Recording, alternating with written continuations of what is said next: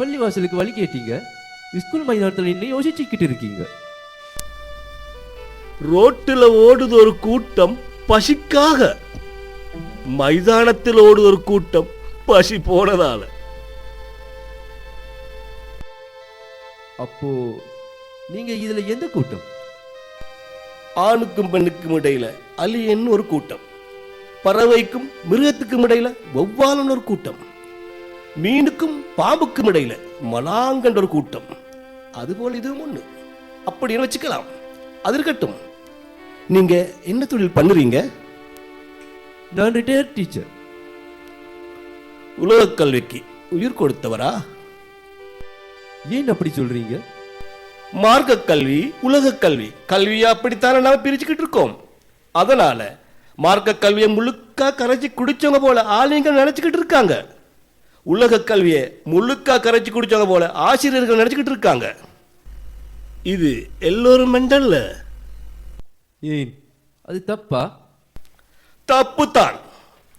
நபிகளார் கல்வியை பிரிச்சது மார்க்க கல்வி உலக கல்வி என்றல்ல, பயனுள்ள கல்வி பயனற்ற கல்வி என்று மட்டும்தான். அல்லாவே, உன்னிடம் நான் பயனற்ற கல்வியை விட்டும் பாதுகாப்பு தேடுகிறேன் அப்படின்னு நபிகளாரே துவா கேட்டாங்க.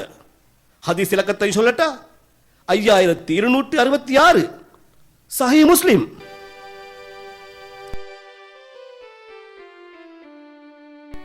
இப்படி தெளிவா பேசுறீங்களே, நீங்க யாரு, எந்த ஊரு? வழங்கும் ஆனா சுணங்கும். வாரன், இறைவன் நாடினால் மறுபடியும் சந்திப்போம்.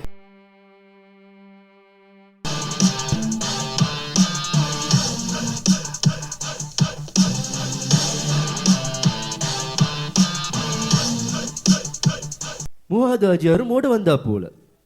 நானாவது ஓடுறதாவது.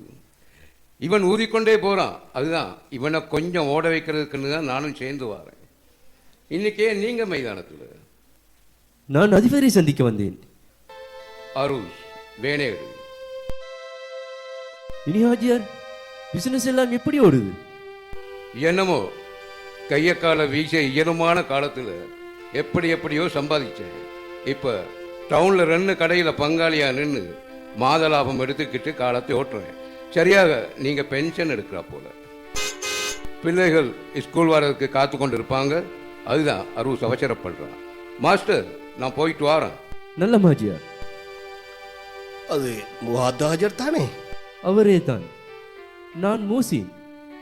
ஏதும் உதவி தேவைப்பட்டோம்னா வீட்டுக்கு வாங்க. மூசி மாஸ்டர் வீடு என்ன எவங்களும் காட்டுவாங்க. வாரேன்.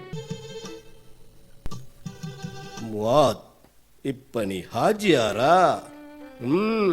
பார்ப்பம்.